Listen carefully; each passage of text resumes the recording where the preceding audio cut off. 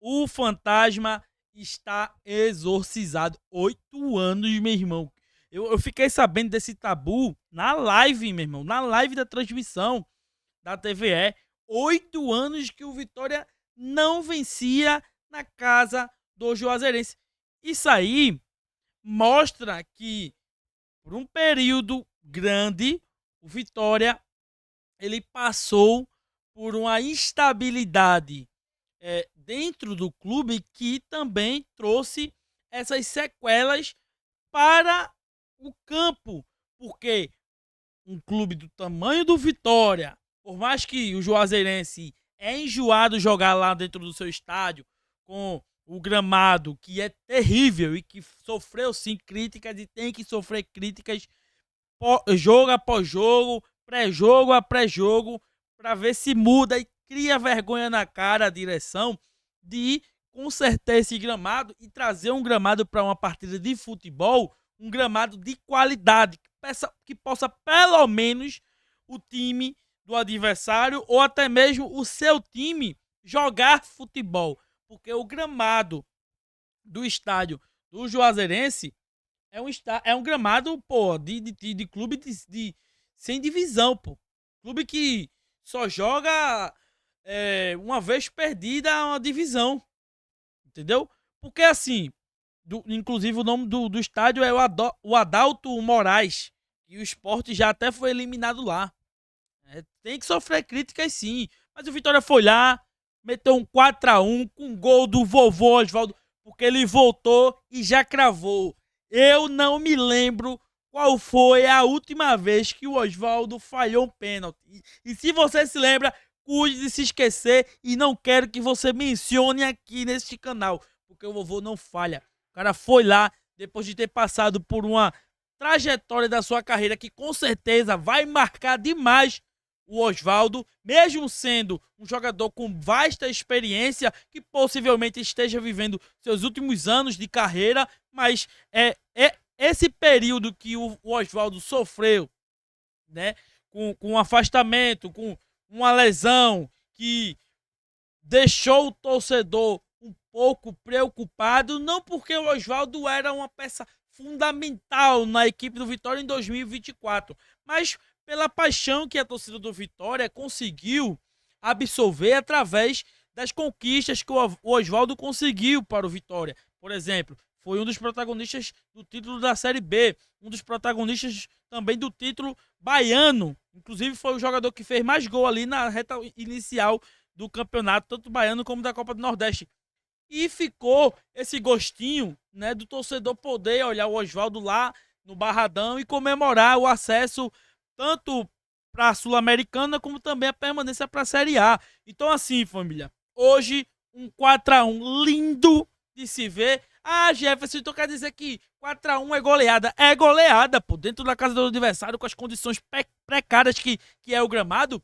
Foi uma goleada. O Vitória foi lá, buscou os 3 pontos, conseguiu os 3 pontos, conseguiu um saldo de gol interessante. É líder do campeonato baiano. Ah, mas ainda o Bahia vai jogar. Beleza, o Bahia vai ter que fazer o seu papel com o time misto ainda. O Bahia só pretende trazer o time titular na terceira, quarta rodada, ou possivelmente só no Bavi, que eu acho que deve acontecer porque o Bahia tem uma preocupação que é a pré-Copa do Nordeste, vai enfrentar a altitude. Eu não entendo do porquê ir para Manchester se vai ter uma decisão na altitude, eu não entendo isso, né? Mas vamos, o vídeo é sobre o Vitória. Vitória líder, mencionei o Bahia, porque o Bahia está no campeonato e é os dois favoritos. Vitória larga na frente, o Vitória consegue. Olha, isso aqui é muito importante mencionar. O Vitória consegue mostrar algumas peças que foram contratadas do que tem de melhor. Esse Fabrício, que inclusive na narração estava falando Fábio, o cabeludo, que veio do Levante, joga demais. O jogador, ele no campo daquele. Eu tava vendo ele fazendo os giros, as arrancadas, os dribles em cima do volante, em cima dos laterais. Meu irmão, o cara no gramado daquele tava fazendo aquilo. Imagina um gramado lisinho, bom, filé, pra você jogar pelo menos o mínimo do futebol. O cara vai estar dando show, o cara vai estar voando. É um jogador que chega e mostra suas credenciais. E olha, eu também observei que o Claudinho, mais uma vez, fez uma boa partida, ao meu ponto de vista. É um jogador que é o titular, na minha avaliação, o lateral direito. Quem é o lateral direito titular do Vitória? O Claudinho. Quem é o lateral esquerdo do Vitória? Ainda estou em dúvida, porque o Hugo, tem o lateral esquerdo, o Hugo, que entrou hoje, tem o Esteves, entendeu? O Zé Marcos, ele se saiu bem hoje. Eu acho que a gente tem que olhar em volta dos jogadores que chegaram para 2025 e tentar correr um pouco da crítica, ainda mais quando você analisa os dois jogos. E o primeiro jogo foi num campo totalmente ensopado, que estava o campo do Vitória, que choveu horas, minutos e inclusive durante o jogo. E o segundo jogo foi num gramado onde tinha vários tufos de mato, entendeu? Onde a bola você tocava, ela ia quicando, onde os próprios jogadores dentro de casa, de vez de tocar a bola rasteira, estavam cruzando bolas, era só jogações de ligação. O Vitória, ele se saiu bem nessa partida, muito por ter abrido o placar imediatamente, e ter conseguido também suportar as investidas da Juazeirense. Porque o goleiro Gabriel, ele fez algumas defesas cruciais no primeiro tempo. E claro, teve alguns ali também que ele deu uma exagerada, que poderia ter deixado passar para fora, e ele foi lá e quis sair na foto. Mas tudo bem. Hoje, o Vitória, ele voltou, né? Eu diria que voltou pro eixo do normal, do que é o Vitória no Baianão, do que tem que ser o Vitória no Baianão. E, na minha opinião, eu sei que vai ter torcedor que vai dizer, não, mas eu ainda queria que continuasse sem Wagner Leonardo, sem o Mateuzinho, sem isso e aquilo. Com esses jogadores dá pra gente jogar. Quando tiver partidas mais importantes, a gente traz nossas peças. E quando tiver a Copa do Nordeste, que é um nívelzinho melhorzinho e o gramado for adequado, pode a gente botar para testar os nossos melhores jogadores para já sincronizando para quando começar a Sul-Americana. Tá tudo tinindo. Eu até entendo isso. Mas quando eu olho para o Campeonato Baiano, eu não consigo imaginar tanto o Campeonato Baiano como também o Campeonato Pernambucano.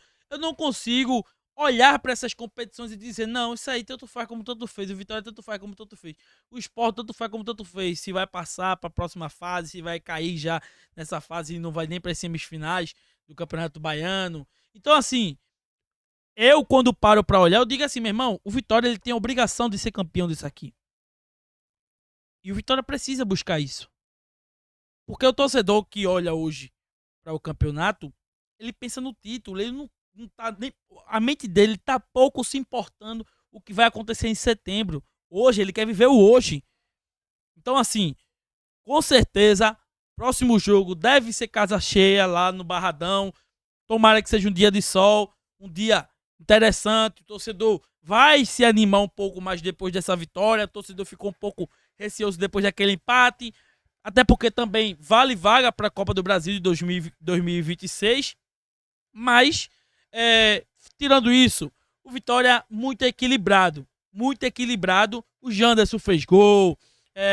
O Bruno Xavier fez gol. O próprio Oswaldo fez gol, né? Teve um gol contra lá. Mas eu queria que o Vitória desse um pouco de importância maior nesse campeonato baiano para a base.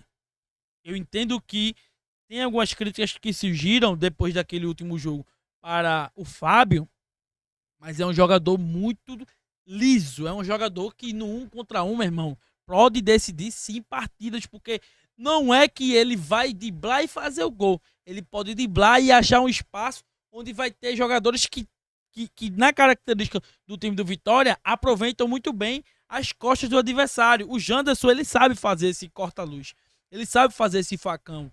Então, assim, eu queria que o Vitória observasse mais a base, beleza? Nesses próximos jogos. Mas fora isso, um baile literalmente do Vitória. 3 pontinhos, 4-1 dentro do Adalto Moraes. É isso, família.